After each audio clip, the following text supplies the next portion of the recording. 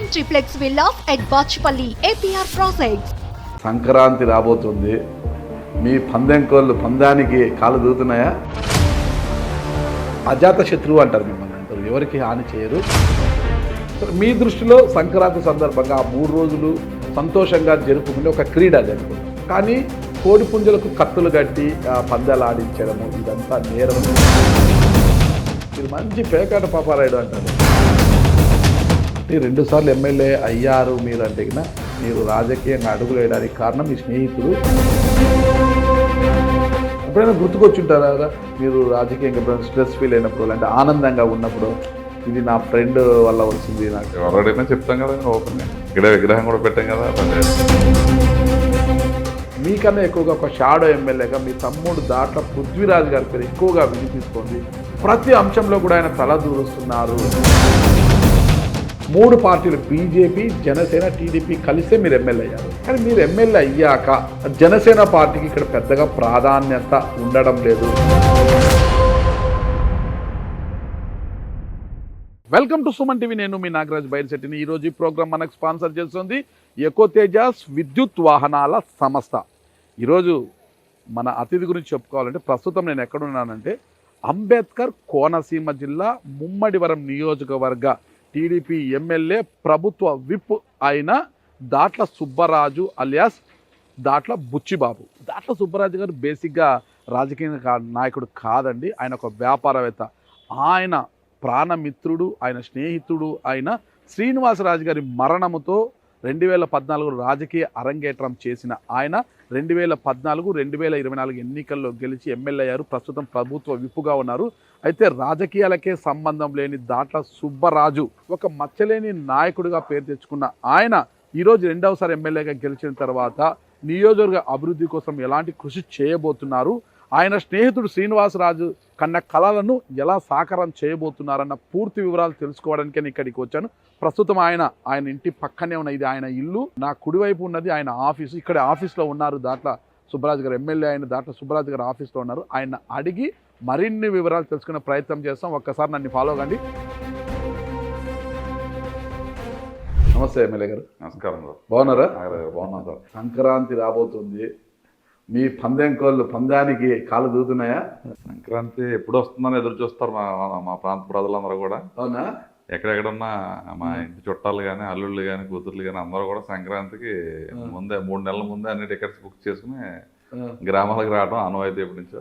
ఎందుకు అంత సందడి ఏంటి అసలు? ఎందుకు అంత మేజర్గా మా ఈ కోనసీమ ప్రాంతంలో ఈ పల్లెటూరు గ్రామాల్లో ఎక్కువ సంక్రాంతి పండుగ మేజర్ పండుగ. మాకు అందరూ రావటం 4 రోజుల పండుగ కాబట్టి 4 రోజులు ఇక్కడ భోగి పండుగ కానీ, పెద్ద పండుగ కానీ, కనుమ పండుగ కానీ, సంక్రాంతి పండుగ కానీ 4 రోజులు కూడా బ్రహ్మాండంగా మా ఏరియాలో అన్ని రకాల క్రీడలు కానీ, ముగ్గుల పోటీలు కానీ, భోగి మంటలు కానీ, అదేవిధంగా ప్రధానంగా కోడి పందాలు కూడా ఇక్కడ ఎక్కువగా కడతా పూర్వం నుంచి ఆనవాయితీ.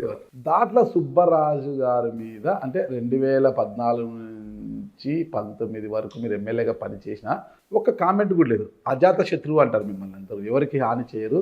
ఒక అవినీతి మరక కూడా లేదు మీకు. మీ మీద ఉన్నదంతా కూడా ఇదే. కోడి పందాలు ఆడడంలో ఆయనకైనా సాటి కోడి పందాలు నిర్వహించడంలో, అంటే అక్కడ దెందులూరు చింతమనేని ప్రభాకర్ గారు ఎట్లనో ఇక్కడ మీరు అట్లా చాలా పెద్ద ఎత్తున నిర్వహిస్తారు. రాష్ట్రంలో నలుమూలల నుంచి మీ వద్దకి అందరు తరలి వస్తారు ఈ ప్రాంతానికి అంటున్నారు. ఎందుకంత ఇంట్రెస్ట్? కోడి పందాలు అంటే మేము 2014 ఎమ్మెల్యే అవ్వకముందు మేమందరూ కూడా ఇప్పుడు వెస్ట్ గోదావరిలో కట్టేవారు కోడి పందాలు. అక్కడికి వెళ్ళి చూసి వచ్చేవాళ్ళం మా పెద్దలందరూ కూడా.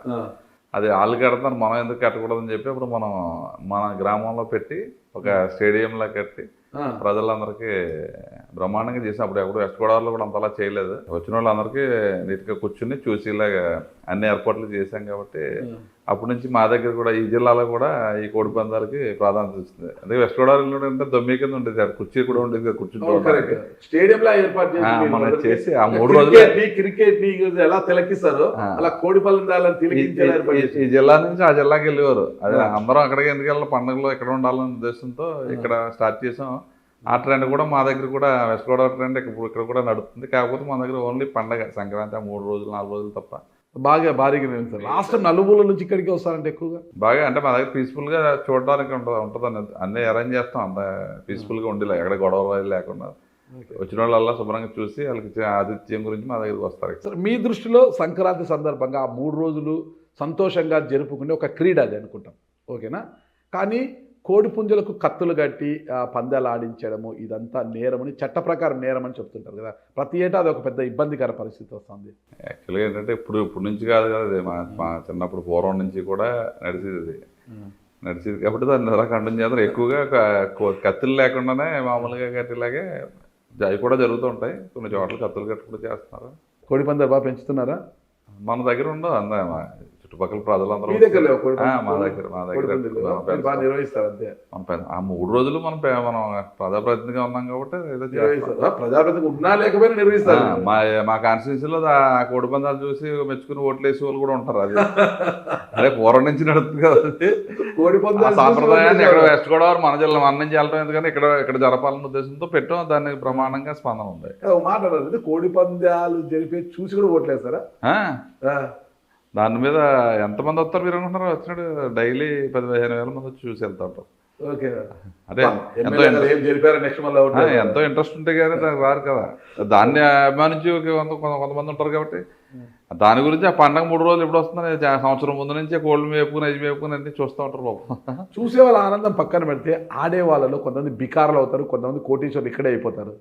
వాళ్ళ పరిస్థితి ఏంటి? మన దగ్గర అంత ఎక్కువ బెట్టింగ్స్ అయ్యి ఉండవు, ఏదో తక్కువ తప్ప. వెస్ట్ గోదావరి అన్నదా కొంచెం ఎక్కువగా లక్షల్లో కాస్త తప్ప ఇక్కడ ఎదురుగా చిన్నగానే జరుగుతుంది. అంత నష్టపోయి అంత ఇది ఉండదు అక్కడ. అంటే పోలీసులకి వాళ్ళకంతా రెవెన్యూ వాళ్ళకి ఎవరికి వాళ్ళకి ఇవ్వాల్సిన మామూలు ఇచ్చేస్తారా? అవన్నీ అదన్నీ ఉంటుంది. అదే ఉంటుంది. అంటే ఇప్పుడు రాష్ట్ర వ్యాప్తంగా 3 రోజులు ఎప్పుడు కూడా ఆగలేదు కదా, ఎప్పుడు కూడా జరుగుతూ ఉంటాయి. దాని మీద ఇంకా అదే సరే. కోడి పందాల వరకు ఓకే. ఇంకొక విషయంలో మీ మీద ఏమీ కామెంట్లు లేవు. అంటే ఎవరితో లంచం తీసుకుంటాడనో, మామూలు తీసుకుంటాడనో, పర్సెంటేజ్ లాక్కుంటాడనో ఇప్పుడు కామెంట్స్ లేవు. కానీ ఇంకొక కామెంట్ కోడి పందాలతో మీరు మంచి పేకాట పాపారాయుడు అంటారు. పేకాట ఆడటం మీతో పాటు వైసీపీ వాళ్ళు కూడా మీ బ్యాచ్లో ఉంటారు అంటారు. ఇప్పుడు ఎవరైతే పట్టభద్రుల నియోజకవర్గం నుంచి ఎమ్మెల్సీ అభ్యర్థిగా పోటీ చేస్తున్నారు టీడీపీ, ఆయన మీరు అంతా కూడా మంచి పేకాట పాపారాయులు బ్యాచ్ అంతా. పేకాట పాపారాయులు కాదు కానీ పేకాట ఆడతాం సరదాగా. మాకు పేకాట ఆడి ఖాళీ కూడా ప్రజలు ఉంచట్లేదు. ఎప్పుడైనా సరదాగా ఖాళీగా ఉన్నప్పుడు పండగ టైంలో తప్ప, ఈ జనవరి నెల సంక్రాంతి 10 రోజులు 5 రోజులు తప్ప మిగిలిన టైంలో అంత పేకాట ఆడి అంత సమయం కూడా మాకు లేదు. వ్యాపారాలు ఇవన్నీ చూసుకోవటం. పేకాట ఆడటం అయితే సరదాగా హైదరాబాద్ అటు కూడా వెళ్తుంటారంటే కదా. హైదరాబాద్ వెళ్ళడానికి టైం ఎక్కడ ఉంటుంది మాకు? ఇక్కడే ఏదైనా ఆడాలంటే అంతే. పండగ సంక్రాంతి టైంలో తప్ప ప్రొఫెషనల్స్గా వెళ్ళి ఆడి ఇంకా డబ్బులు గురించి ఆడేది లేదా ఆ టైంలో సరదాగా. సిండికేటా 3 ముక్కలు ఆడినా ఎట్లా ఏది ఆడతారు? అంతే, ఈ సీక్వెన్సే అంతేనా? 13 కార్డ్స్ ఆడతారు. ఈ విషయం పక్కన పెడితే అసలు దాట్ల సుబ్బరాజు కన్నా మీకు దాట్ల బుచ్చిబాబు అంటే కూడా ఎక్కువ పేరు. అసలు బుచ్చిబాబు అనేది ఏంటి, అసలు ఎందుకు వచ్చింది? మా తాతయ్య గారి పేరు బుచ్చిరాజు. ఓకే. నా పేరు ఎక్కువ సుబ్బరాజు కానీ బుచ్చిబాబు అంటారు. దాట్ల బుచ్చిబాబు అంటారు. దాని గురించి బుచ్చిబాబు అంటాం చిన్నప్పటి నుంచి అలవాటు. ఓకే. మన ఇంటర్వ్యూలో మరిన్ని విషయాలు తెలుసుకుంది. ఒకసారి మీ కుటుంబ నేపథ్యము, మీ పొలిటికల్ ఎంట్రీ ఎలా జరిగింది అనేది ఒకసారి వివరిస్తారా? నాన్న అమ్మ పేర్లు ఏంటి, వారికి ఎంతమంది సంతానం మీరు? అసలు ఫాదరు దాంట్లో వెంకట సత్యనారాయణరాజు గారు, మా మదర్ ఏమో నారాయణమ్మ గారు. నాన్నగారు ఏం చేసేవారు? నాన్నగారు ఫస్ట్ వ్యవసాయం. అంటే మా ఫాదర్ బ్రదర్స్ 7. ఓ 7 కూడా ఇక్కడ. మా మేనత్తలు 2. 9 మంది. అందరూ కూడా మేనత్తలు 2 కూడా మా తాతగారు ఇక్కడికే తీసుకొచ్చారు. మురమల్లకే ఇక్కడే మేనత్తలు అందరూ కూడా ఇక్కడే ఉమ్మడి అలా కుటుంబంగానే ఉండి 7 ఇల్లు కట్టించేత అప్పటి నుంచి ఇక్కడ వ్యవసాయ కుటుంబం నుంచి వచ్చాం. 1993 నుంచి ఆక్వాకల్చర్లోకి వెళ్ళాను నేను. ఆక్వాకల్చర్ చేసాం. ఏం చదివారు మీరు ఇక్కడ? ఎంతవరకు చదువుకున్నారు? ఇంటర్ పూర్తి చేసి డిగ్రీ డిస్కంటిన్యూ చేసాం. డిగ్రీ పూర్తి అవ్వలేదు. ఎందుకు? ఈ లోపు ఈ బిజినెస్లోకి వచ్చాయి. ఏదైతే ఆక్వాకల్చర్ అప్పుడు స్టార్ట్ అయింది, ఆక్వాకల్చర్కి వచ్చి ఆక్వాకల్చర్లోనే మాకు అంత సక్సెస్. ఓకే. తర్వాత ఆక్వా ఫీడ్ పూర్తి చేశారు.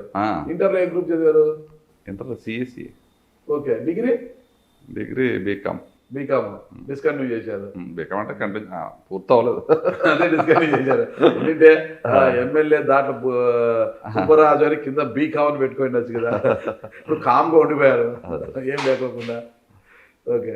ఇంకా ఆక్వాకల్చర్లో ఎంటర్ అయిపోయారు. ఆక్వాకల్చర్లో ఎంటర్ అయ్యి అప్పటి నుంచి ఆక్వాలో చేసేవాళ్ళం.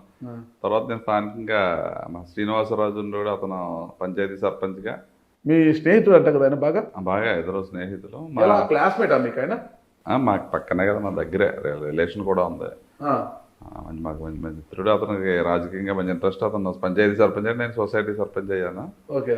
తర్వాత 2009లో ఇది జనరల్ అయింది సీట్. ఇది సీట్ అయినప్పుడు తెలుగుదేశం పార్టీ నుంచి యాక్టివ్గా ఫ్లడ్స్ వచ్చినప్పుడు మా శ్రీనివాసరావు చాలా యాక్టివ్గా మా ఊరు పక్కన ముమ్మడివరం గ్రామం, ముమ్మడివరం మండలం అంతా కూడా వాటర్ వచ్చింది ఫ్లడ్స్లో. ఆ టైంలో మా ఊరికి తీసుకొచ్చి శ్రీనివాసరాజు మేము అందరం కూడా వాళ్ళందరికీ ఆతిథ్యం, పిల్లలందరికీ పాలు కానీ ఫుడ్ కానీ అది కానీ సుమారు 4-5 రోజులు మెయింటైన్ చేసాం. దాంతో అతను ఎలివేట్ అయ్యి చంద్రబాబు నాయుడు గారు సీట్ ఇచ్చారు తెలుగుదేశం పార్టీ 2009లో. అప్పుడే జనరల్ అయింది అట్లా. అయితే 1925 ఓట్లతో అతను ఓడిపోవడం జరిగింది. ఆ రోజు చిరంజీవి గారు పార్టీ పెట్టారు కాబట్టి ఓట్ బ్యాంక్ స్విఫ్ట్ అయిపోవడంలోనే అతను ఓడిపోయాడు. మాజీ ఎమ్మెల్యే సతీష్ ఇక్కడ పొన్నాడు సతీష్ గారు గెలిచారు. 2014 తర్వాత శ్రీనివాసరాజు గారింటికి చంద్రబాబు నాయుడు గారు పరామర్శించడానికి వచ్చినప్పుడు ఆయన అక్కడ మా శ్రీనివాసరాజు గారి వైపు మా సిస్టర్ ఆవిడ నాకు ఇమ్మని చెప్పటం ఆయన వెంటనే ఇమీడియట్గా అనౌన్స్. శ్రీనివాసరాజు గారు చనిపోయారా? సడన్ గా అతను యాక్సిడెంటల్గా చనిపోయాడు. యాక్సిడెంటల్గా అంటే రోడ్డు ప్రమాదంలోనా లేకపోతే? లేదు, రిజర్వాయర్ సూసైడ్ చేసుకున్నాడు. కారణం మీకు తెలీదా? మీరు ఫ్రెండ్ కదా. పెద్ద కారణం కూడా లేదు. ఇప్పుడు మీతో చెప్పుకోలేదా ప్రాబ్లం? ఎప్పుడు చెప్పలేదు. ఓకే. ఎలా ఉండేది మీ స్నేహం ఇద్దరిది? మా స్నేహం ఎప్పుడు హ్యాపీగా ఉండదు.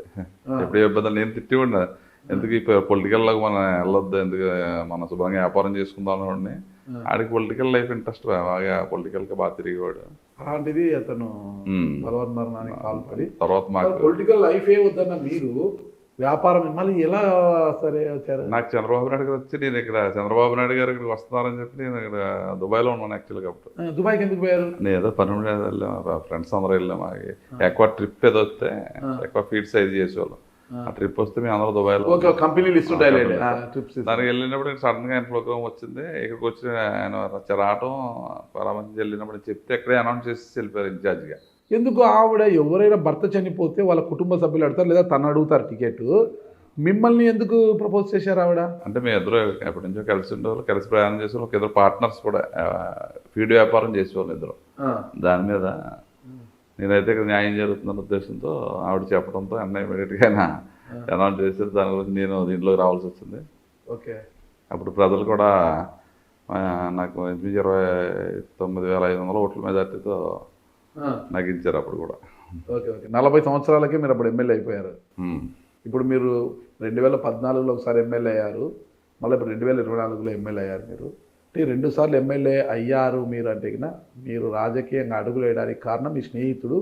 ఆయన మరణించిన తర్వాత మీ స్నేహితుని వైఫ్ తను మీ పైన ఒక నమ్మకంతో, ఒక మంచి సోదర భావంతో పెట్టుకుని మిమ్మల్ని ప్రపోజ్ చేయడం కూడా ఇది కలిసి వచ్చింది. ఈరోజు ఆ కుటుంబానికి మీరు బాసటగా నిలుస్తున్నారా? కుటుంబాన్ని పట్టించుకుంటున్నారా? అన్ని రకాలుగా అతను పోయిన తర్వాత అతని యాక్టివిటీస్ అన్ని కూడా ఒక లైన్లో పెట్టి చేసి అప్పు చెప్పాం. అప్పటి నుంచి అలా అతను కూడా నాకు ఎక్కువ కల్చరు, ఎక్కువ ఫీడ్ బిజినెస్ అన్ని చేసేవాడు. దాంట్లో ఉన్న లావాదేవీలు అన్నీ కూడా క్లియర్ చేసి వాళ్ళకి అప్పు చెప్పాం. అక్కడి నుంచి వాళ్ళ అబ్బాయికి అమ్మాయికి కూడా పెళ్లి చేసాం. వాళ్ళందరూ హ్యాపీగా ఉన్నారు. ఈరోజు హ్యాపీగా ఉన్నారు ఫ్యామిలీ అంతా. ఎప్పుడైనా గుర్తుకొచ్చుంటారా మీరు రాజకీయంగా ఎప్పుడైనా స్ట్రెస్ ఫీల్ అయినప్పుడు, అంటే ఆనందంగా ఉన్నప్పుడు, ఇది నా ఫ్రెండ్ వల్ల వచ్చింది నాకు ఎమ్మెల్యే? ఎప్పుడు ఎవరైనా చెప్తాం కదా ఓపెన్గా. ఇక్కడే విగ్రహం కూడా పెట్టాం కదా, ఎప్పుడు జయంతికి వద్దని కూడా మా రోడ్డు మీద అన్నీ చేస్తాం. విగ్రహం కూడా పెట్టారు. 10 సంవత్సరం ఆడిపోయారనే ఈ కిరణ్ కంటి హాస్పిటల్ ద్వారా చాలా మందికి కంటి ఆపరేషన్లు అయ్యాయి. వాళ్ళ కుటుంబం ఇప్పుడు ఇలా కిరణ్ కంటి ఆసుపత్రి కాకినాడలో కిరణ్ కంటి హాస్పిటల్ ట్రస్ట్ హాస్పిటల్. వాళ్ళు 10 సంవత్సరం క్యాంప్ పెట్టి వాళ్ళందరికీ కూడా వచ్చింది కరెంట్ ఇది కళ్ళజోళ్ళు పడే వాళ్ళందరికీ కూడా ఆపరేషన్లు చేసి కళ్ళజోళ్ళు ఇవ్వటం. ఫ్రెండ్ పేరు మీద ఎప్పుడు జరుగుతుంది. వాళ్ళ కుటుంబమే అన్ని పెట్టుకుంటారు. అప్పుడు ఎప్పటి నుంచి అతను ఉన్నప్పటి నుంచి జరిగేది అదే. అప్పటికి మీరేం చేస్తున్నారు ఫ్రెండ్ కోసం? ప్రతి ఏటా ఏం చేస్తున్నారు ఫ్రెండ్ కోసం? ప్రతి ఏటా ఉంది ఏ కార్యక్రమం ఉన్నా వాళ్ళ కుటుంబంలో ఏ సమస్య నాకు చెప్తారు. మేము దగ్గర ఉండి అన్ని చక్క పెడతాం. వాళ్ళకి కుటుంబానికి ఏ విధమైన ఇబ్బంది లేక. బాధగా అనిపించేది ఎప్పుడైనా ఫ్రెండ్ లేడే? బాధే కదా మన మా మధ్యలో లేకపోవటం. వాళ్ళు లేకపోవడం నాకు ఈ బడ్డీని పడింది. నేను శుభ్రంగా వ్యాపారం చేసుకున్నాను బాధపడుతూ ఉంటాం కూడా. ఎమ్మెల్యే అండి మీరు, ప్రజాసేవకు అంకితమైనారు, ఎమ్మెల్యే మీరు ఇంత పెద్ద బాధ్యత ఇచ్చిపోయారు. అదే చంద్రబాబు నాయుడు గారు అవకాశం ఇచ్చారు, మరి తీరా ప్రజల్లోకి ఎలా అని చెప్పి ఆ రోజు మేము అయితే మా కాన్స్టిట్యున్సీ మన జిఎంసీ బాలయోగ్ గారు, ముందు బత్తిరి సుబ్బారావు రెండోరు, వాళ్ళు ఏ విధంగా చేశారో అంతకంటే ఎక్కువ నేను మా కాన్స్టిట్యున్సీలో నిధులు తెచ్చి కాన్స్టిట్యున్సీ ఎక్కువ మాకు ఎస్సీ సామాజిక వర్గం, ఫిషర్మెన్ సామాజిక వర్గం, మేజర్ సామాజిక వర్గాలు ఆ రెండు చోట్ల ఫిషర్మెన్, కాపులు, మేజర్ సామాజిక వర్గం. మీ సామాజిక వర్గం చాలా తక్కువ ఉంది. అంటే ఈ 4 సామాజిక వర్గాలని మీరు ఎలా అక్కువ చేర్చుకున్నారని అర్థం కావడం లేదు. అంటే మనం చేసి వర్క్ బట్టి నేను కూడా అందరు ప్రజలతో ఒక ఎమ్మెల్యేగా ఫీలింగ్ ఉంటుంది నాకు. అంటే ప్రజలతో ఎప్పుడు అందరూ కలిసి ఉంటాం, కలిసి ఒక ఫ్రెండ్షిప్గానే వెళ్ళిపోతుంది తప్ప ఇక్కడ కాంట్రవర్సీలు కామెంట్స్ అవన్నీ ఉండవు. మెయిన్ ప్రధానంగా డెవలప్మెంట్, ప్రజలకు కావాల్సిన ఏర్పాటు చూడటం తప్ప వేరే 2014లో మొట్టమొదటిసారిగా చంద్రబాబు నాయుడు గారు అంటే మీ స్నేహితుని స్థానంలో మిమ్మల్ని నిలబెట్టి టికెట్ ఇచ్చిన వెంటనే గెలిచారు. అప్పుడు నాకు తెలిసి 40 సంవత్సరాలు అనుకుంటా మీకు. ఆ చిన్న వయసులోనే గెలిచారు మీరు. అయితే ఒక్క అవినీతి మరక కావచ్చు, ఏం కామెంట్ లేదు మీరు ఆ రోజు. మరి 2019లో పొన్నాడ సతీష్ గారి మీద మీరు ఓడిపోవడానికి బలమైన కారణం ఏంటి? అసలుకి ప్రజలు ఎందుకు మిమ్మల్ని తిరస్కరించారు? అప్పుడు ఓట్ బ్యాంక్ స్ప్లిట్ అవడం, మేజర్ క్యాస్ట్లో ఏదైతే పొన్నాడ సతీష్ మత్స్యకారు నుంచి 45,000 ఓట్లు ఉన్నాయి. అది కాపు సమాజ వర్గం నుంచి ఇప్పుడు ఈ బాలకృష్ణ పోటీ చేశాడు కదా, జనసేన నుంచి పోటీ చేయడం వల్ల అక్కడ 34,000 ఓట్లు అది స్ప్లిట్ అవడం వల్ల కేవలం 5,500 ఓట్లతో ఓడిపోయింది నేను. ఓకే, కేవలం ఓట్ బ్యాంక్ స్ప్లిట్ అవడం. మాది మైనర్ కమ్యూనిటీ కదా, 4 కమ్యూనిటీలో ఎస్సీ కమ్యూనిటీ అప్పుడులో ఎక్కువగా వైఎస్ఆర్కి మొగ్గు ఉండేది, ప్లస్ అతని సామాజిక వర్గం బీసీ. ఒక 60,000 ఎస్సీస్ ఉండేవారు, 45,000 ఫిషర్మ్యాన్ ఉండేవారు. దాంతో మేజర్గా అతనికి పడినాయి. నాకున్న ఓట్లన్నీ డిపోయినాయి కదా, కాపుల నుంచి ఓటు బ్యాంక్ వచ్చింది నాకు, చెట్టుబజ్జీ నుంచి వచ్చింది. చెట్టుబజ్జీ క్యాండిడేట్ అక్కడ అదే జనసేనకి. ఆ స్ప్లిట్ అవడం వల్ల మనం కేవలం 5,000 ఓట్లు తోడిపోయాం. మళ్ళా అదే పొన్నాడ సతీష్ మీద ఈరోజు 40,000 పైచీలకు మెజార్టీతో గెలిచారు. ఎలా సాధ్యమైంది అసలుకి? వాళ్ళ మత్స్యకార సామాజిక వర్గం ఉంది, అంతా ఉన్నారు. అది 2014 నుంచి 19 వరకు అయితే నేను కాన్స్టిట్యున్సీలో అత్యధిక నిధులు తెచ్చి ప్రతి విలేజ్లో మనం మినిమం 1 కిలోమీటర్ నుంచి 4-5 కిలోమీటర్లు సీసీ రోడ్లు వేయటం. ఈ ఫిషర్మ్యాన్కి ఎక్కడైతే చివరి విలేజ్లు ఉంటాయి ఫిషర్మ్యాన్కి, వాళ్ళకి డ్రింకింగ్ వాటర్ ఉండదు, అక్కడ భైరవపాలెంలో ఒక స్కీమ్ పెట్టి రెన్యువేట్ చేసి మంచినీళ్ళు ఇచ్చే ఇంటింటికి. బలుస్తిప్పలో ఒక స్కీమ్ తీసుకొచ్చి వాళ్ళందరికీ కూడా ఇంటింటికి మంచినీళ్ళు ఇచ్చాం. అదేవిధంగా గాడిమొగ పంచాయతీలో అదే అక్కడ కూడా 4-5 గ్రామాలకు మంచినీళ్ళు ప్రాజెక్ట్ తెచ్చి మంచినీళ్ళు ఇచ్చాం. 11 సైక్లోన్ షెల్టర్లు కట్టించాలి, మల్టీపర్పస్ సైక్లోన్ షెల్టర్లో. ఈ రాష్ట్రంలో ఎప్పుడు కూడా ఒకే కాన్స్టిట్యున్సీలో 11 కట్టలేదు. అది మనం మా కాన్స్టిట్యున్సీలో 11 సైక్లోన్ షెల్టర్లో వాళ్ళకి కావాల్సిన రోడ్లు అన్నీ చేసాం ఫిషర్మ్యాన్కి. అదేవిధంగా ఎస్సీ సమాజ వర్గానికి వచ్చినప్పుడు అన్ని చోట్ల చాలా రోడ్లు దీనా పరిస్థితులు ఉన్నాయి, అన్నీ కూడా సబ్ ప్లాన్లో వేరే ఫండ్స్ తెచ్చి, ఎన్ఆర్జీఎస్ ఫండ్స్ తెచ్చి అన్ని రోడ్లు వేసాం. అలా వాళ్ళకి కావాల్సిన మ్యాక్సిమంగా డెవలప్మెంట్ మా కాన్స్టిట్యున్సీ తిరిగి తెలుపుతుంది. గత 5 సంవత్సరాలు మరి ఎక్కడ ఒక రోడ్డు వేయలేదు. వీళ్ళు సచివాలయాలు అన్నారు, రైతు భరోసాలు అన్నారు, ఇది హెల్త్ సెంటర్స్ అన్నారు, అన్నీ డబ్బులు తీసుకున్నారు తప్ప ఎక్కడా కూడా ఒకటి కూడా పూర్తి అవ్వలేదు. ఇవాళ రాష్ట్రం తిరగడం మీద ప్రతి ఊర్లో 4-5 బిల్డింగ్లు అలా ఫౌండేషన్ దశలో, పిల్లర్స్ దశలో, స్లాబ్ దశలో అన్నీ ఆగిపోయి ఉన్నాయి. 5 సంవత్సరాలు పనిచేసేది ఒక్క బిల్డింగ్ కూడా పూర్తి చేయలేదు. ఈ డబ్బులన్నీ కూడా అవగాహన లేకుండా చేసి ఇవాళ రాష్ట్రాన్ని ఇబ్బంది పెట్టారు. ప్రజలు స్టేట్ వైడ్గా కూడా ఆలోచించారు. ఎందుకంటే జగన్మోహన్ రెడ్డి రాష్ట్రాన్ని నాశనం చేశాడు. ఒక పక్క రాజధాని 3 ముక్కలు చేశాడు. కనీసం రాజధాని ఎక్కడైనా ఏది డెవలప్ చేయలేదు. ఒక 500 కోట్లు ఇట్టాడు వైజాగ్ ఋషికొండలో వాళ్ళు ప్యాలెస్ కట్టుకుంటాడు తప్ప ఎక్కడ ప్రజలకు ఉపయోగపడేది. ఆయన చూస్తే అలా చేశాడు, మీరు చూస్తే ఏదో సాధిస్తారు అనుకుంటే తల్లికి వందనం అన్నారు. తల్లికి వందనం ఈ ఏడాది లేనట్టు అన్నారు. గ్యాస్ సబ్సిడీ ఇంతవరకు ఎంతవరకు పడలేదంట. ఇక మహిళలకు ఉచిత బస్సు అన్నారు, అది కూడా అలాగ ప్రొలాంగ్ అవుతూనే ఉంది.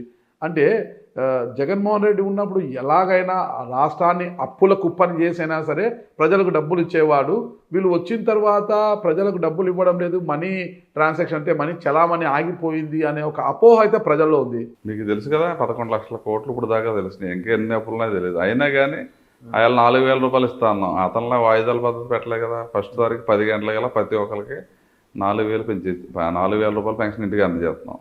మరి ఉద్యోగస్తులందరికీ జీతాలు ఇస్తున్నారు. కేవలం ఉద్యోగస్తులకు జీతాలు పెన్షన్లు మాత్రమే ఇస్తుంది తప్పితే వెల్ఫేర్ ఎక్కడా రంగా అమలు కావడం లేదని ఒకటే ప్రతిపక్షం అదే కదా ప్రతి అంశాన్ని భూతద్దంలో పెట్టి చూస్తుంది కదా. వెల్ఫేర్ ఎక్కడ చేయడం లేదు.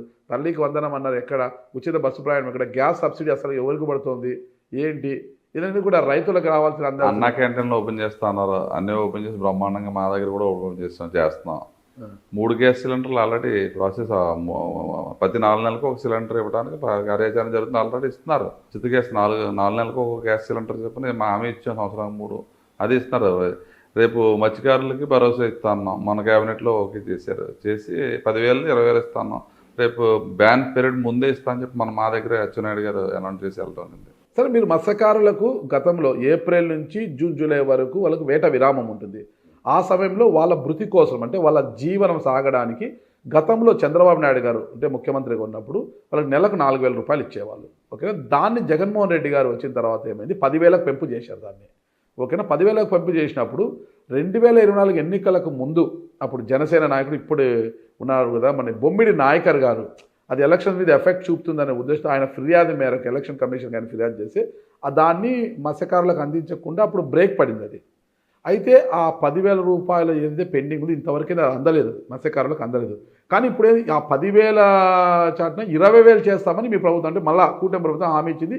వచ్చే ఏప్రిల్ 1 నుంచి కూడా 20,000 రూపాయలు ఇస్తుంది. కానీ బకాయి పరిస్థితి ఏంటి, బకాయిలు ఇంతవరకు వాళ్ళకి చెల్లించలేదు. ఆ బకాయి పరిస్థితి ఏంటి అనేది ప్రశ్నిస్తున్నారు. ఏదైతే మధ్యలో ఎలక్షన్స్ రావడం అవి కూడా అన్నీ జరిగింది, దాన్నే మరి ఇప్పుడు 20,000 ప్రకటించారు కూడా. ఏప్రిల్ ముందు బ్యాన్ పీరియడ్కి ముందే 20,000 రూపాయలు ఇస్తా అని చెప్పడం జరిగింది మొన్న. అంటే ఆ 20,000 పెంపాది, లేకపోతే ఆ 10,000 ప్లస్ ఏప్రిల్ 1 నుంచి ఇచ్చే 10,000 కలిపి 20,000 పెంపే కదా 20,000. అంటే ప్రతి నెల 20,000 ఇస్తారా? 10 సంవత్సరం ప్రతి సంవత్సరం 20,000.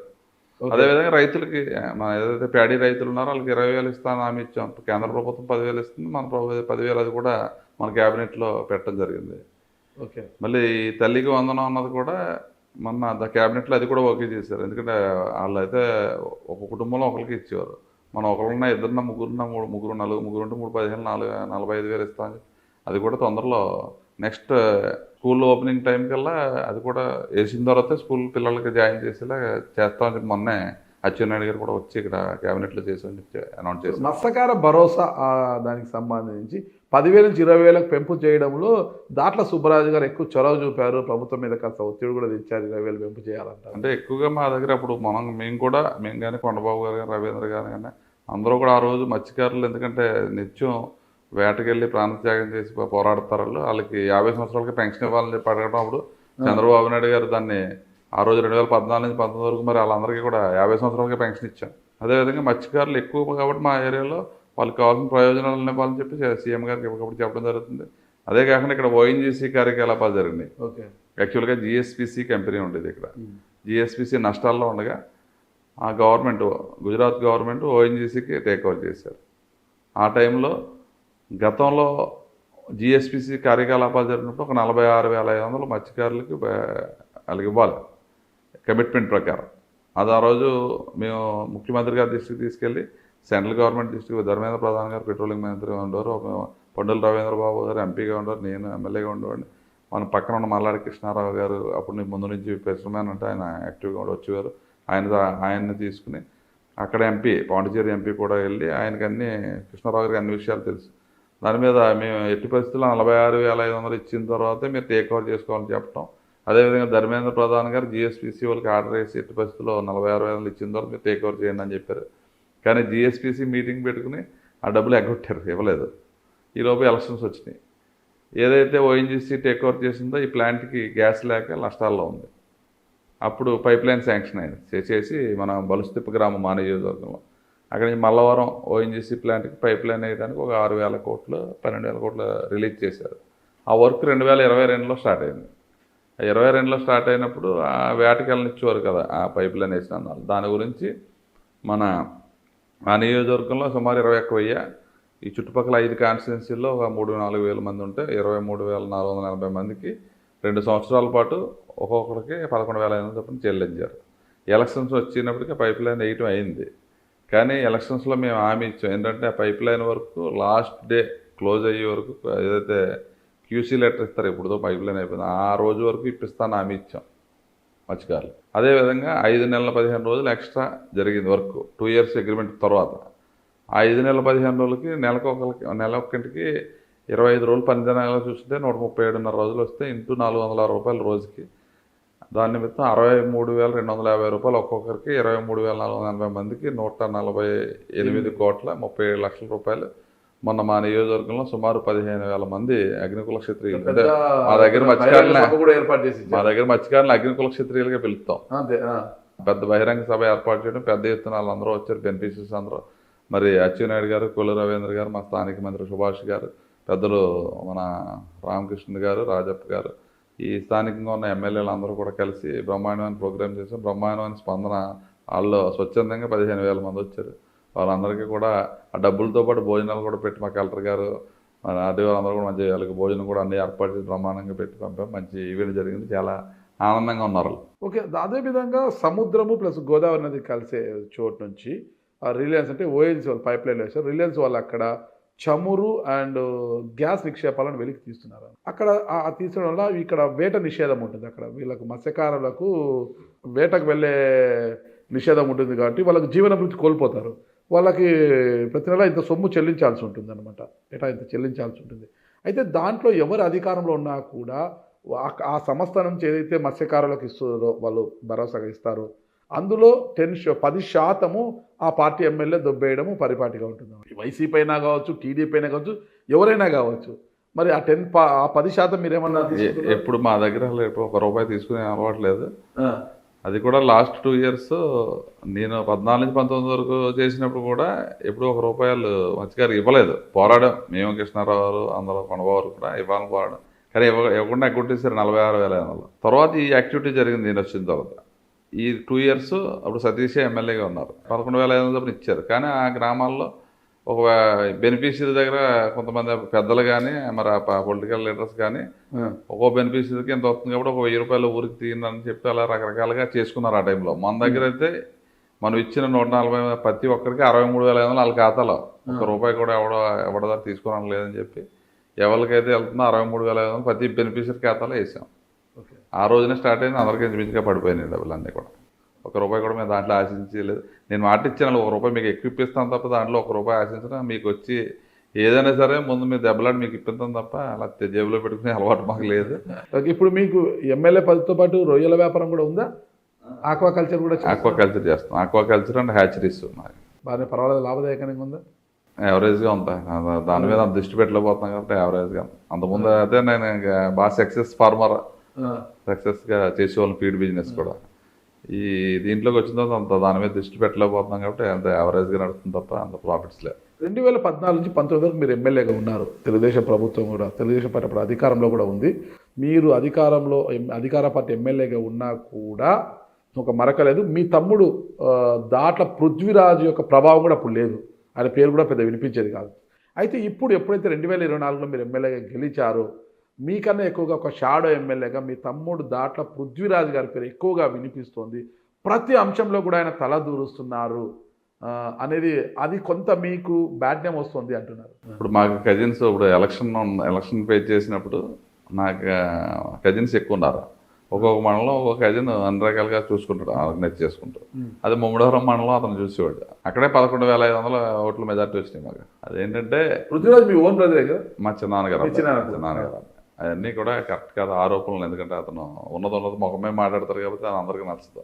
అసలు ఎందుకంటే మొన్న మద్యం షాపుల వేలంపాట జరిగింది కదా, ఆన్లైన్లో చేశారు, లాటరీల ద్వారా వచ్చింది కదా. అంటే దాదాపు ముమ్మడివరము, అమలాపురంలో 30 షాపులు మీ వైపే ఉన్నాయి, మీ కంట్రోల్లోనే ఉన్నాయి. 30 షాపులు దక్కించుకున్నారు. మా కంట్రోల్ కాదు, మన దగ్గర ఉండే వాళ్ళందరూ కూడా ఈ యాక్షన్ నాయకత్వము మీ తమ్ముడు దాట్ల పృథ్వీరాజు అంటున్నారు. లేదు నాయకత్వం అంచనా కాదు, కానీ దాంట్లో ఏంటంటే యాక్షన్ ఉంటుంది కాబట్టి యాక్షన్లో మా తరపున వేసుకున్న వాళ్ళందరికీ ఇంచుమించుగా ఒక 15 షాపులు మన నియోజకవర్గంలో తగిలినాయి. ఓకే. దాని మీద వాళ్ళందరూ ఒక సిండికేట్గా చేసుకుంటున్నారు. అది తప్ప సిండికేట్ ఏర్పాటు చేసేసి మొత్తం 15 షాపులు బ్యాచ్ సిండికేట్ ఏర్పాటు ధరలు పెంచేసుకున్నారు. ఒక్కొక్క షాపు నుంచి ఇంత మామూలు పెట్టుకున్నారు. అంటే అది మీకు సంబంధం లేకపోయినా అదంతా మీ తమ్ముడు దాట్ల పృథ్వీరాజు వ్యవహారం నడుపుతున్నారు. లేదు అది వాస్తవం కాదు. అవన్నీ బురదలనాలు చేస్తారు. అన్ని చోట్ల ఎలా జరుగుతుందో అలా జరుగుతుంది తప్ప ఎక్సెస్ రేట్ అనేది మేమే ఒప్పుకోం కదా. ఎక్సెస్ రేట్ అనేది ఎక్కడ లేదు. ఎంఆర్పీ ఇప్పుడు అందరూ గొడవ కింద ఉన్నారు. మాకు పర్సంటేజ్ ఎక్కువ ఇస్తున్నప్పుడు తక్కువ వస్తుంది, అందరికీ లాస్ వస్తుందని చెప్పి వాళ్ళందరూ కూడా ఇబ్బందికరంగా ఉంది ప్రస్తుతానికి. అది సీఎం గారి దృష్టిలో కూడా అందరూ పెట్టాం. ఏదో కొంచెం అందరూ లాస్లో ఉన్నారని చెప్పి దాని మీద కూడా చూడాలని చెప్పి ఆయన కూడా ఏదో 4% పెంచుతా అని చెప్పి హామీ ఇచ్చారు. మీ ప్రాంతంలో ఉన్న తాళరేవు, కాట్రేని కోన ప్రాంతాల్లో ఈ ఫిషరీస్ ఉంటాయి కదా, ఆ ఏరియాలలో వాళ్ళ ప్రాంతాలు ఫిషరీస్ ఎక్కువగా అక్కడ ఈ మద్యం షాపులు వాళ్ళే అక్కడ వేలం పాడుకుంటారు అనమాట. మద్యం అమ్ముకోవడానికి వాళ్ళే వాళ్ళే అక్కడ వేలం పాడుకుంటూ వాళ్ళకి ఇచ్చేస్తే వాళ్ళు ఎంతకైనా అమ్ముకుంటారు అక్కడ. అయితే ఎవరు అధికారంలో ఉంటే వాళ్ళకే అవి దక్కించుకుంటారు, అక్కడ వాళ్ళ మనుషులే పెట్టుకుంటారు అక్కడ. ఇప్పుడు మీ తమ్ముడు పృథ్వీరాజ్ గారు కూడా అక్కడ మీ టీడీపీ వారికి అక్కడ పెట్టి అధికంగా విక్రయిస్తున్నారు అనే ఒక కామెంట్స్ కూడా బయట నుంచి వస్తున్నాయి. లేదు, యాక్చువల్గా మీరు అన్నట్టుగా ఏ పార్టీ మత్స్యకార గ్రామాలు ఉంటారు, పెద్దలు ఉంటారో వాళ్ళు మెయింటైన్ చేస్తారు. వాళ్ళు ఏం చేత ఒక రేషన్ షాప్ కానీ ఒక లిక్కర్ షాప్ కానీ ఏదో పెట్టుకుంటే వాళ్ళు ఊరికి ఎంత తీసుకుని వాళ్ళు ఏదో చిన్న పాట పెట్టుకుని ఊరికి ఎంత వాళ్ళని చెప్పి వాళ్ళ ధర తీసుకుంటారు, అది వాళ్ళు అమ్ముకుంటారు అంతే. అంటే ఇక్కడ మద్యం షాపులను కంట్రోల్కి తెచ్చుకున్న మీ బ్రదరు వాటికి అనుబంధంగా బెల్ట్ షాపులు కూడా ఏర్పాటు చేసి బెల్ట్ షాపులు ఏమీ తీసుకోరు, కానీ మీ పార్టీ కార్యకర్తలకు బెల్ట్ షాపులు అప్పగించేశారు వాళ్ళని అమ్ముకోవడానికి.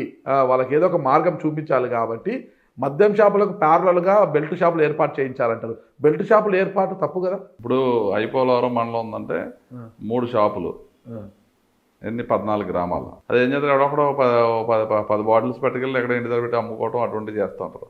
అదేమవుతుంది, అలా పబ్లిక్ ఏమనుకుంటారు, తెలుగుదేశం పార్టీ ఉంది కదా వాళ్ళు అమ్ముకుంటున్నారు. అలా గత 5 సంవత్సరాలు గవర్నమెంట్ షాపులు ఉండేవి. అప్పుడు కూడా అంతే, ఎక్కడెక్కడ విలేజ్లో మరి 4-5 ఊర్లో ఒక చోట అన్నప్పటికీ ఆటోమేటిక్గా జరుగుతుంది. అది వాళ్ళు 10 బాటిల్ ఎలా పట్టుకెళ్ళటం, అక్కడ ఏదో 10 రూపాయలు అయితే అమ్ముకోవడం అలా చేసుకున్నారు. అదే అక్కడక్కడ జరుగుతుంది, అంత ఫుల్ బడ్జెట్గా కంట్రోల్ చేస్తున్నారు ఎక్సైజ్. కానీ ఇప్పుడు 4 ఊర్లకు ఒక షాప్ ఇస్తే అది సాధ్యం కాదు. 4 చంద్రబాబు నాయుడు గారు ఈ విషయంలో మద్యం ఎంఆర్పి కన్నా అధికంగా అమ్మినా కూడా చర్యలు, బెల్ట్ షాపు కనిపిస్తే తోలు తీస్తా అంటున్నారు చంద్రబాబు నాయుడు గారు. కానీ ఇక్కడ బెల్ట్ షాపులు వెలుస్తున్నాయి అంటున్నారు. అంటే మీరేం దాని మీద సంపాదించడం లేదు, కానీ పార్టీ క్యాడర్కు ఒక ఏదో మార్గం చూపించాలనేసి, ఆదాయ మార్గం చూపించాలనేసి పార్టీ క్యాడర్ కోసం బెల్ట్ షాపులు ఏర్పాటు చేసేసారు అనుబంధంగా అంటున్నారు. అది చంద్రబాబు నాయుడు గారి పార్టీ, ఏ పార్టీ ఉంటే ఆ పార్టీని అలా అనడం అను. అయితే ఇప్పుడు ఏ పార్టీ ఉన్నా పార్టీ వాళ్ళు చేసుకున్నారన్నట్టు అంటారు తప్పనిసరిగా. కానీ ఇప్పుడు 4 విలేజ్లకు ఒక షాప్ పెట్టడం వల్ల మనం ఎంత చేసినా కానీ చంద్రబాబు నాయుడు గారు 100% చేయాలంటున్నారు, కంట్రోల్ చేయడానికే చూస్తున్నారని. కానీ అవ్వదు, ఎందుకంటే ఎవడో కూడా 10 బాటిల్స్ పట్టుకెళ్ళండి ఇదే అమ్ముకుంటే మనం ఎక్కడ కంట్రోల్ చేయగలం అవన్నీ. దాన్ని చిన్నగా అమ్మే వాళ్ళు మనం వాళ్ళు డిస్టర్బ్ మనం ఏమనగలం, అనలేం కదా. మన ప్రజాప్రతినిధిగా దాన్ని చేయలేం. అంటే 10 ఊరుకు షాప్ ఇచ్చితే ఆ గొడవ ఉండదు, ఈ బెల్ట్ షాపులు కానీ అది ఇప్పుడు ఉన్న షాపులో అందరూ గొడవ పెడతారు, అందరూ లాస్ ఇచ్చేస్తున్నాను. యాక్చువల్ 20% అన్నప్పుడు ఏదో ఈ అన్ని కట్ అయిపోయి 9%, 10% వస్తుందంటే మళ్ళీ మన అసెంబ్లీ టైంలో అందరూ చాలామంది గొడవ పెడతారని చెప్తే, ఎమ్మెల్యేలు కూడా చెప్తే మళ్ళీ మనం 4% అంత పెంచుతామని చెప్పేది హామీ ఇచ్చారు. అసలు వచ్చేటప్పుడు చూశాను, ప్యారలల్గా మీ ఫ్లెక్సీ ఉన్న చోట ప్యారలల్గా మీ తమ్ముడు దాంట్లో పృథ్వీరాజ్ గారు ఫ్లెక్సీలు కూడా పెద్ద ఎత్తున వెలిసాయి. అసలుకి ఎంత అంటే ఒక షాడ్ ఎమ్మెల్యేగా అయిపోయి ఇక్కడ బదిలీలు కావచ్చు, ఏది జరగాలని కూడా పృథ్వీరాజ్ కన్నుసనల్లోనే జరుగుతుంది. ఆయనే మెయిన్ కీ రోల్ ఇక్కడ అంటున్నారు. ఎందుకంటే వెనక బ్యాక్గ్రౌండ్ ఉండి చూసేది మా కజిన్సే చూస్తుంటారు అందరూ. అంటే 14 నుంచి 19 వరకు లేని అప్పుడు ఉన్నాడు. ఇప్పుడు అన్నీ నేను చూడలేదు కదా, కొన్ని విషయాలు వాళ్ళకి అవి చెప్తాం చూడడం. అయ్యా మొత్తం 4 మండలాల్లో మాది ఏంటంటే అలా కాకినాడ ఎండింగ్ నుంచి ఇలా అమలాపురం ఎండింగ్ వరకు సుమారు 80 కిలోమీటర్ల లెంగ్త్ మా కాన్స్టిట్యున్సీ. ఇప్పుడు మత్స్యకారులో మన మీటింగ్ జరిగింది కాన్వర్సేషన్ అనడానికి. ఆ రోజు నేను స్వయంగా చూడలేం కాబట్టి మా కజిన్స్కి కప్ చెప్తే ఏ ప్రోగ్రామ్ అవి చెప్పినా బ్రహ్మాండంగా సక్సెస్ చేస్తారు. కొంచెం యాక్టివ్గా ఉన్నది మొహమే మాట్లాడతారు కదా, అందరికి నచ్చదు. ఇప్పుడు పని అవ్వదు అనుకోండి, ఏదైనా అడుగుతారు, అది అవ్వని పని ఉంటే అవదని చెప్పేస్తారండి బాగుపడి. దాని మీద ఎఫెక్ట్ అంతా అతని మీద పడుతుంది తప్ప అక్కడ ఉన్నది వాస్తవం మాట్లాడతారు. అయితే అవుతుందని చెప్తారు, అవదా అని చెప్తారు. అలా చెప్తే పబ్లిక్ నచ్చుతాం, మాట్లాడతాను చేస్తానంటే నచ్చుతుంది పబ్లిక్. దాని మీద అతని మీద బురద వెళ్తారు అంతే. ఇప్పుడు మనం కూర్చొని ఇంటర్వ్యూ చేస్తున్న ప్రాంతం మురమల, మీ స్వగ్రామం ఇది. ఇల్లు చాలా అందంగా చాలా చక్కగా కట్టారు, మంచి ఇల్లు, చాలా అంబియన్స్ అంత బాగుంది, అసలు ఇంటీరియర్ అంత బాగుంది. మరి ఇక్కడ మీరు ఇంత అందమైన ఇల్లు కట్టి ఎక్కువ కాకినాడలో ఉంటారంట మీరు ఎక్కువ? యాక్చువల్గా నేను 93లో చెరువులు చేసేవాడు. అప్పటి నుంచి మా పిల్లలు ఎల్కేజీ నుంచి కాకినాడ వెళ్ళిపోయాను నేను. ఎల్కేజీ అప్పటి నుంచి వాళ్ళు ఇంజనీరింగ్ పూర్తి చేసుకుని వాళ్ళు ఇద్దరికి పెళ్ళిళ్ళు చేసేసిన తర్వాత మళ్ళీ ఈ కోవిడ్ అయిన తర్వాత ఇక్కడే ఉంటున్నాయి ఎక్కువ. ఆ మధ్య టైం అంతా కూడా అక్కడే కాకినాడలోనే ఎక్కువ. ఇప్పుడు పూర్తి టైం ఇక్కడే. ఇప్పుడు అది గెస్ట్ హౌస్ అయిపోయింది మాకు. మా పిల్లలిద్దరిని పెళ్లి చేసి అత్తవారింటి పంపించాం కాబట్టి ఎడ్యుకేషన్ పరంగా కాకినాడలో ఉండేవాళ్ళం. అది కంప్లీట్ అయిపోయింది, వాళ్ళు పెళ్ళి చేసిన తర్వాత మళ్ళీ కోవిడ్ తర్వాత పూర్తిగా ఇక్కడే ఉంటాం. మీరు అధికారంలోకి వచ్చారు, కూటమి అధికారంలోకి వచ్చింది. ఇక్కడ 3 పార్టీలు బీజేపీ, జనసేన, టీడీపీ కలిసే మీరు ఎమ్మెల్యే అయ్యారు. కానీ మీరు ఎమ్మెల్యే అయ్యాక జనసేన పార్టీకి ఇక్కడ పెద్దగా ప్రాధాన్యత ఉండడం లేదు, వాళ్ళు చాలా అసంతృప్తికి లోనై ఉన్నారు అంటున్నారు. ఇది ఇలాగే కొనసాగితే స్థానిక సంస్థల ఎన్నికల్లో కాస్త ఇబ్బందికర పరిస్థితులు ఎదురయ్యే అవకాశాలు ఉన్నాయంటున్నారు. మరి ఎలా వారి అసంతృప్తి జ్వాలలను ఎలా మీరు చల్లారుస్తారు? మా ఈ చుట్టుపక్కల కాన్స్టిట్యూన్సీలో మా దగ్గరే జనసేన హ్యాపీగా ఉన్నారు. ఎందుకంటే మాకు జనసేన అందరూ కలిపి పోటీ చేసాం. వాళ్ళ ఓట్ బ్యాంక్ కూడా సుమారు 40,000 ఓట్ల పైన మాకు జనసేన ఓట్లు పడినాయి. మా కాన్స్టిట్యూన్సీలో అటువంటి ఇబ్బంది లేదు అసలు. జనసేన పార్టీ అభ్యర్థి పితాని బాలకృష్ణ ఎలక్షన్స్ ముందు అటు వెళ్ళిపోయాడు వైఎస్ఆర్సీపీ. తర్వాత 4 మండలాల పార్టీ ప్రెసిడెంట్లు ఉన్నారు. మాకు ఏ కార్యక్రమం జరిగినా 4 మండల పార్టీ ప్రెసిడెంట్లు చెప్తాం, బ్రహ్మాండంగా చేసుకున్నాం. ఇప్పుడు హాస్పిటల్ అభివృద్ధి కమిటీలు ఉన్నాయి, అన్నింటిలో ఒక డైరెక్టర్ వాళ్ళకి ఇచ్చాం. అదేవిధంగా మొన్న నీటి సంఘాలు జరిగినాయి, మండలానికి ఒక నీటి సంఘం 4 మండలాలు ఏకగ్రీవం. వైఎస్ఆర్ కాంగ్రెస్ పార్టీ బరిలో కూడా లేదు ఎక్కడ కూడా, వాళ్ళకి ఎన్ఓసీలు కూడా అదే మీరు వాళ్ళు తక్కువ చేసి ఎక్కడ చూడలేదు మేము. వాళ్ళ షేర్ ప్రకారం వాళ్ళకి ఇస్తున్నాం. ఇప్పుడు సొసైటీస్ ఉన్నాయి, 4 మండలాలు 4 సొసైటీస్ ఇస్తున్నాం. అలాగే అన్నీ ఈక్వల్ చేసుకుని వెళ్తున్నాం. ఎక్కడ కూడా మా కాన్స్టిట్యూన్సీలో ఇబ్బంది లేదు. జనసేన మేము అందరూ కలిపి బీజేపీ కలిసి ప్రయాణం చేస్తున్నాం. మరి మీ లక్ష్యం ఏంటి? ఉమ్మడివరం నియోజకవర్గాన్ని ఏ విధంగా తీర్చిదిద్దాలనుకుంటున్నారు? మేజర్ సమస్యలు మాకు లంక గ్రామాల్లో ఉన్న ల్యాండ్ అంతా ఎరోడెడ్ అయిపోతుంది. అంటే ఫ్లడ్స్ వచ్చినప్పుడు కొట్టుకెళ్ళిపోవడం జరుగుతుంది. అదంతా కూడా బాలయోగి గారు వర్తించబోయే టైంలో ఈ పట్టాలు ఇచ్చారు లేబర్ అందరికీ కూడా. గోదావరి మా చుట్టూ గోదావరి కదా, ఆ భూములన్నీ కొట్టుకుపోతున్నాయి. అప్పుడు మేము చాలా ప్రయత్నం చేసాం. అప్పటికి ఒక వర్క్ ఎదురు లంక ధర గ్రాయిన్ ఒకటి వచ్చింది. ఇంకా ఈ లంక గ్రామాలని కాపాడడానికి 220 కోట్లు ప్రతిపాదన పంపాం ఆల్రెడీ ముఖ్యమంత్రి గారి దృష్టిలో పెట్టి. అవన్నీ కూడా మన లంక గ్రామాలు కాపాడాలి ప్రధానంగా. నెక్స్ట్ ఈ ఇంటింటికి వాటర్ ఇస్తా అని చెప్పి హామీ ఇచ్చాం. గత ప్రభుత్వంలో జల్ జీవన్ మిషన్ అన్నది అన్ని స్టేట్లు గోదావరి మీకు సమీపంలో ఉన్నా కూడా ఇక్కడ తాగునీటి సమస్య అయితే చాలా ఇబ్బందికరంగా ఉంటుంది. గ్రౌండ్ వాటర్ అంతా మనకు సాల్ట్ వాటర్ కదా, అంతే. అందుకని మనం కెనాల్ వాటర్ తీసుకుని ట్రీట్ చేసి ఇవ్వాలి. ఎప్పుడో ఒక మండలానికి ఒకే స్కీమ్ ఉంది, వాటర్ స్కీమ్. దానివల్ల ప్రివిలేజ్గా సరిపోవట్లేదు. మన ప్రధానమంత్రి గారు జల్ జీవన్ మిషన్ అని గొప్ప మంచి స్కీమ్ ఇచ్చారు. కానీ అది 60% సెంట్రల్ గవర్నమెంట్, 40% మన స్టేట్ గవర్నమెంట్ పెట్టాలి. అది పూర్తిగా దాన్ని చిన్నాభిన్నం చేసింది గత గవర్నమెంట్. లేదా ఈ పాటికి ఇంటింటికి ట్యాప్ రావాలి. పక్క స్టేట్లు అన్ని బ్రహ్మాండంగా, గుజరాత్ అన్ని స్టేట్లు బ్రహ్మాండంగా చేసుకున్నారు. దాని మళ్ళీ మన పవన్ కళ్యాణ్ గారు కూడా మోడీ గారి దృష్టికి పెట్టి దాన్ని రెన్యూవేట్ చేయించడానికి చూస్తున్నారు. తప్పనిసరిగా మంచినీటి సమస్య మేజర్ సమస్య మాకు కూడా. పవన్ కళ్యాణ్ గారు పంచాయతీరాజ్ శాఖ మంత్రిగా ఉన్నారు. ఆయన రోడ్ల విషయంలో చాలా సీరియస్గా ఉన్నారు ఆయన. కానీ ఇక్కడ మీ అంబేద్కర్ కోనసీమ జిల్లా కావచ్చు, ఉమ్మడి పశ్చిమ గోదావరి జిల్లా రోడ్లు చాలా అధ్వాన్నంగా ఉన్నాయి. నిన్న రోజు నేను ప్రయాణం చేసి వచ్చాను, చాలా చిందరవందరగా ఉన్నాయి. అసలుకు ఎంత ఘోరంగా అంటే ఫస్ట్ గేర్ సెకండ్ గేర్ తప్పితే థర్డ్ గేర్లో వెళ్ళలేని పరిస్థితి ఉంది ఒక్కో చోట. మరి ఈ రోడ్ల పరిస్థితి ఏంటి అసలు? అదే ఇప్పుడైతే ఏదైతే R&B రోడ్స్ ఉన్నాయో అన్నీ కూడా మన ముఖ్యమంత్రి గారు, R&B మంత్రి గారు కూడా ముందు పార్ట్ హోల్స్ పూర్తి చేయడానికి బీసీ జనార్దన్ రెడ్డి సుమారు 800 కోట్లు స్టేట్ వైడ్గా రిలీజ్ చేశారు. ఎందుకంటే మన గవర్నమెంట్ వచ్చినప్పటికి 240 కోట్లు 5 లక్షలు 10 లక్షల వర్కులు చేసినప్పుడు కూడా డబ్బులు ఇవ్వలేదు.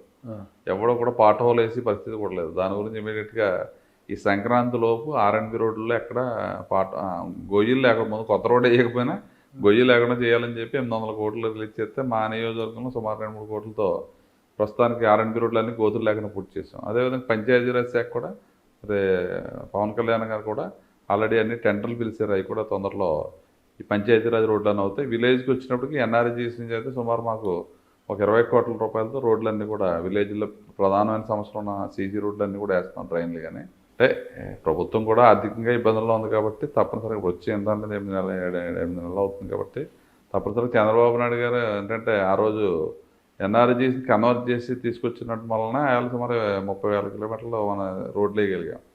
టైఅప్ పెట్టి అంటే 2,000 ఓట్ల లోపు ఉన్న పంచాయతీకి 10% కడితే 90% NRGS నిధులు ఇచ్చి మొత్తం ఊర్లో రోడ్లన్నీ వేసి చిన్న విలేజ్. పెద్ద విలేజ్లకు వచ్చినట్టు 30% మన పంచాయతీ డబ్బులు పెడితే 70% NRGS నిధుల ద్వారా 2014 బ్రహ్మాండంగా చేసాం. అది కంటిన్యూ అయితే వాడికి అలా అన్ని రోడ్లు పూర్తవును. మధ్యలో ప్రజలు ఏదో ఒక ఛాన్స్ ఇచ్చారు జగన్మోహన్ రెడ్డికి, మొత్తం రాష్ట్రాన్ని చిన్నభిన్నం చేసేసాడు.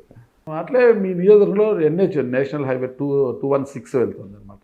అంటే అది ఇంకా డబల్ రోడ్ కావడం వల్ల అది రోడ్డు ప్రమాదాలు ఎక్కువగా జరుగుతున్నాయి. ప్రతి ఏటా మృతుల సంఖ్య పెరుగుతూనే ఉందన్నమాట. దాని వైడనింగ్ ఎప్పుడు చేయబోతున్నారు అసలు? యాక్చువల్గా మన 10 మీటర్స్ రోడ్డు మాకు యాక్సిడెంటల్ జోన్, ఎందుకంటే పక్కన యానం ఉంది మధ్యలో.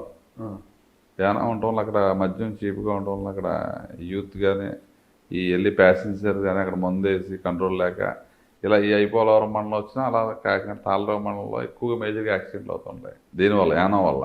దాన్ని కంట్రోల్ చేయడానికి పోలీసులు అంతగారికి సహకరిస్తున్నారు, కానీ ఇంకా మద్యం మత్తులో ఇంకా ఏ విధంగా వెళ్తున్నారో తెలియట్లేదు. దానికి తగ్గ డ్రగ్స్ ఉండి ఈ గంజాయి అవి కూడా ఇతరులు కూడా అవన్నీ కూడా కంట్రోల్ అయింది. ఇప్పుడు ఏంటంటే దీనికి కూడా మొన్నే నేషనల్ హైవే వారు మన గడ్కరీ గారు ఏదైతే 2 ways ఉందో దాన్ని 4 ways చేయాలని చెప్పి ఆదేశాలు ఇవ్వడంతో మొన్న ఫీజిబిలిటీ రిపోర్ట్ కూడా తీసుకున్నారు మనది 216 తీసుకుంటే అది 4 roadsకి ఎలిజిబిలిటీ అని చెప్పి ఇచ్చారు. అది కూడా తొందరలో 2-3 సంవత్సరాలు ఇవన్నీ రెడీ చేస్తున్నారు. EPR 4 roads 4 ways. ఇప్పుడు 10 మీటర్స్ రోడ్డు అప్పుడు మా ప్రభుత్వం ఉండగానే అప్పుడు 5,600 కోట్లతో మన కత్తిపూడి నుంచి ఒంగోలు వరకు చిన్న రోడ్డు 3.75 ఉన్న రోడ్ని మన పండూరు వరకు 4 lanes చేశారు. అక్కడి నుంచి ఒంగోలు వరకు 10 మీటర్స్ రోడ్డు వేశారు, బ్రహ్మాండమైన రోడ్డు.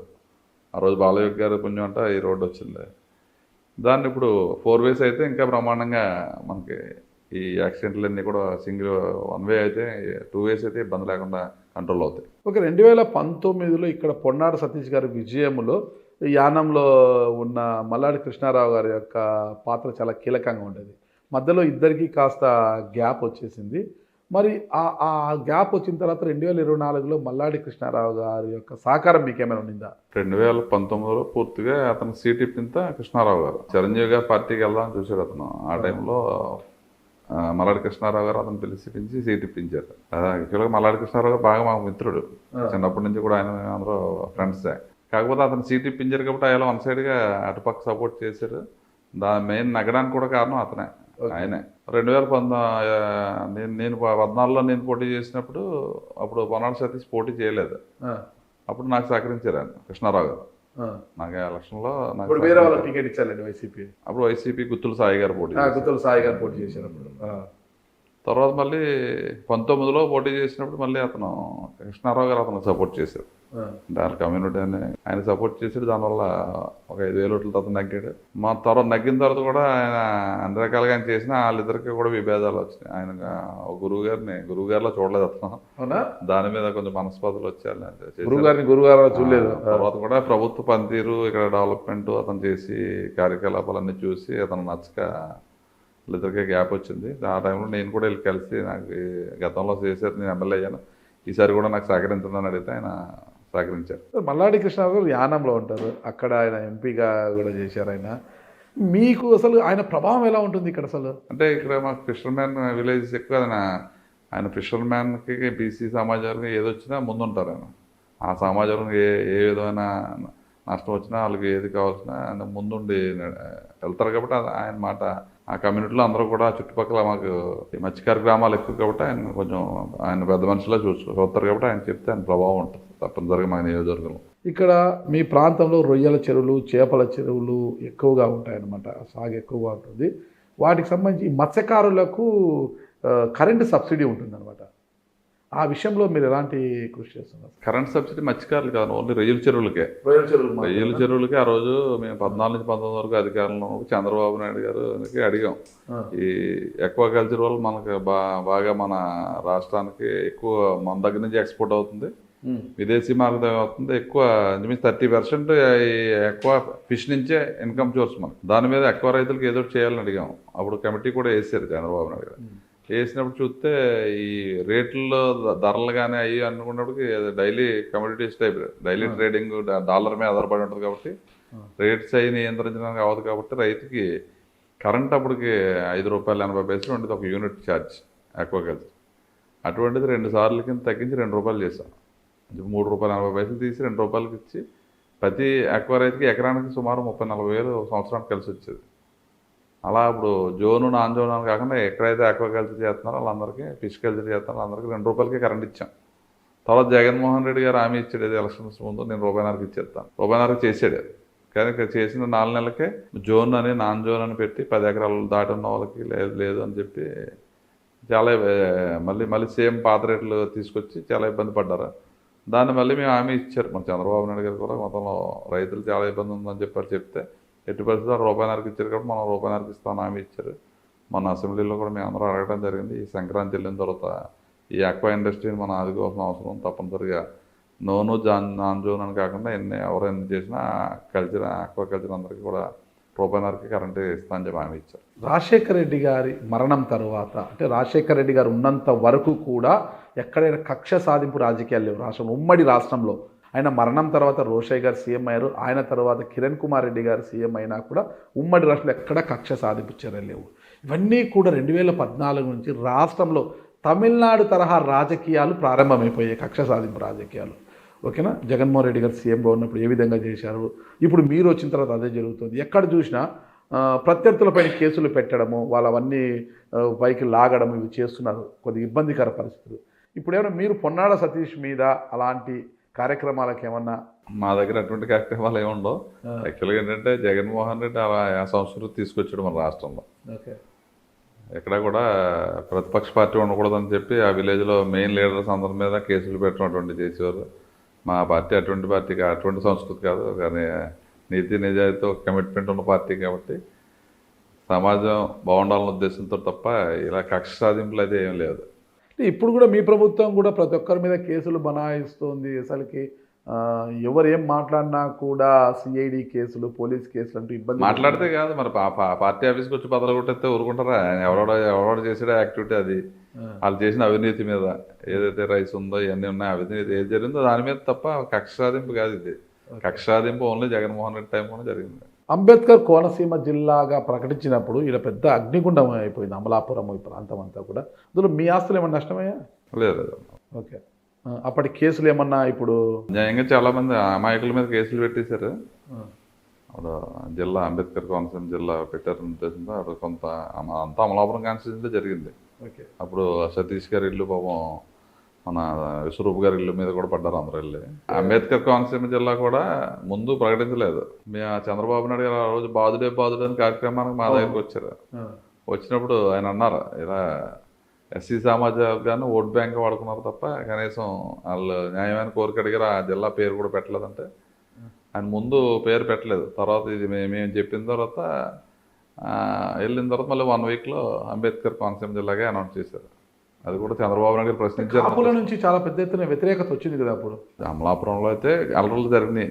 వ్యతిరేకత అన్నప్పటికీ కొంతవరకు వచ్చింది, కానీ ఆయన ఎందుకంటే ఆయన భారత రాజ్యాంగ నిర్మాత, మన దేశానికి దిశ చూపించిన వ్యక్తి. అటువంటి వ్యక్తి అంటే మా దగ్గర ఎక్కువ కదా, ఆయన కోరుకోవడం తప్పలేదు. మా దగ్గర ఎస్సీ కోనసీమలో ఎస్సీ మాల సమాజ వర్గం ఎక్కువ కాబట్టి ఆయన అంబేద్కర్ గారి పేరు పెట్టడం కరెక్ట్. ఆ సమయంలో చెట్టి బల్జలు కాపుల నుంచి పెద్ద ఎత్తున వ్యతిరేకత వచ్చింది కదా. ఆ వ్యతిరేకత వచ్చినప్పుడు ఈ ఎన్నికల్లో మీకు ఎలా కలిసి వచ్చింది? అది మళ్ళీ అది అంత వ్యతిరేకత ఎలా మూట కట్టుకున్నారు, మీరు పాజిటివ్ ఎలా చేసుకున్నారు? ఆ ఎన్నికల్లో కూడా ఎలక్షన్ వచ్చినట్టుగా అన్నీ లేవు కదా, ఆ టైంలో జరిగింది తప్ప ఎలక్షన్ వచ్చినప్పుడు కదా అంత లేదు. ఎలక్షన్ వచ్చినప్పుడు కేవలం జగన్మోహన్ రెడ్డి గారు ఏది చేసేస్తాను ఏ విధంగా ఓటేశారో జగన్మోహన్ రెడ్డి రాష్ట్రాన్ని పాడు చేశాడు, ఈ రాష్ట్రాన్ని పూర్తిగా నాశనం చేశాడన్న ఉద్దేశంతో ప్రజలందరూ కూడా డిసైడ్ అయ్యారు. దానికి తోడుగా 3 పార్టీలు కలిసి పోటీ చేయడం వల్ల పవన్ కళ్యాణ్ గారి ఇమేజ్ ఎంతవరకు పనికి వచ్చిందంటారు మీకు ఇక్కడ? తప్పనిసరిగా పవన్ కళ్యాణ్ గారి ఇమేజ్ కూడా చాలా బ్రహ్మాండంగా మన జిల్లాల్లో 2 జిల్లాలో అయితే 100% ఆయన ఇమేజ్ పనిచేసింది. ఎందుకంటే చంద్రబాబు నాయుడు గారు రాష్ట్రం విడిపోయిన 14 నుంచి 19 వరకు ఒక పక్క అభివృద్ధి, ఒక పక్క సంక్షేమం, ఒక పక్క రాజధాని, ఒక పక్క పోలవరం ప్రాజెక్టు, ఒక పక్క ఇండస్ట్రీస్ బ్రహ్మాండంగా సాఫీగా తీసుకెళ్లారు రాష్ట్రం. మరి ఇతను వచ్చిన తర్వాత ఎక్కడ అభివృద్ధి అనేది లేదు. ఏదో స్కీమ్స్ కొంతవరకు పంచిపెట్టాడు, దానికంటే ఎక్కువ స్కీమ్స్ ఇచ్చేవాళ్ళం. అలా పెళ్లికానికి ఇచ్చేవాళ్ళం, పెన్షన్ ఇచ్చేవాళ్ళం. 200 ఉండేదాన్ని 2000 చేసింది ఎవరో తెలుగుదేశం ప్రభుత్వం 10 రెట్లు పెంచాడు. 1000 రూపాయలకి వాయిదాల పద్ధతిలో పెంచాడు. అలా అన్నా క్యాంటీన్లు పెట్టాం, ఆదరణ ద్వారా పోలిన స్కీమ్స్ ఇచ్చాం, ఎస్సీలకి కార్పొరేషన్ లోన్లు ఇచ్చాం, ఎస్సీలకి వెహికల్స్ ఇచ్చాం, రైతులకైతే స్పేర్స్ కానీ, ట్రాక్టర్స్ కానీ, కృషి ట్రాక్టర్స్ కానీ, ఈ హార్వెస్టర్స్ కానీ ఎన్నో పథకాలు ఎన్నో ఇచ్చాం. వాళ్ళు చేసిన దానికంటే మనం చేసింది ఎక్కువ సంక్షేమం కూడా. దాన్ని ఏంటంటే మోడిఫికేషన్ పేర్లన్నీ తీసి కొత్త పేర్లు పెట్టి ఏదో చేసాడు తప్ప రాష్ట్రాన్ని అయితే తీవ్రమైన నష్టంలో గురి చేశాడు. 15 సంవత్సరాలు వెనక్కిపోయింది మన రాష్ట్రం. మళ్ళీ గాడిని పెట్టడానికి చంద్రబాబు నాయుడు గారు, పవన్ కళ్యాణ్ గారు, లోకేష్ గారు 24 గంటలు కష్టపడుతున్నారు కాబట్టి తప్పనిసరిగా ఈ రాష్ట్రం అభివృద్ధి అవుద్ది. మరి 5 సంవత్సరాల పోలవరం ప్రాజెక్ట్ ఏమైంది? 70% పనులు పూర్తి, కనీసం 5% పనులు కూడా ముందు తీసుకెళ్ళలేదు జగన్మోహన్ రెడ్డి. ఈవేళ మరి కేంద్ర ప్రభుత్వ సహకారంతో మళ్ళీ సుమారు 12,500 కోట్లు దానికి శాంక్షన్ ఇవ్వడం మరి పునర్నిర్మాణం మొదలు పెట్టడం జరుగుతుంది. అదేవిధంగా అమరావతి రాజధాని మన ఒక రాజధాని ఉండాలి కదా, మనకు కనీసం ఇంగిత జ్ఞానం ఉండాలి. జగన్మోహన్ రెడ్డి అక్కడ ఉండే రైతుల మీద ఎన్ని ఇబ్బందులు పెట్టాడు రైతులు. అక్కడ కూడా 15,000 కోట్లు మరి బ్యాంక్ ద్వారా మనకి అప్పు ఇవ్వడం జరుగుతుంది. దాన్ని కూడా రేపు ఈ పండుగల వెంటనే ఆ పనులు కూడా ప్రారంభిస్తారు. అంటే అమరావతి రాజధాని మా సెంటర్ పాయింట్ కాబట్టి అందరూ యాక్సెప్ట్ చేశారు. ఆ రోజు అతనే యాక్సెప్ట్ చేశాడు జగన్మోహన్ రెడ్డి.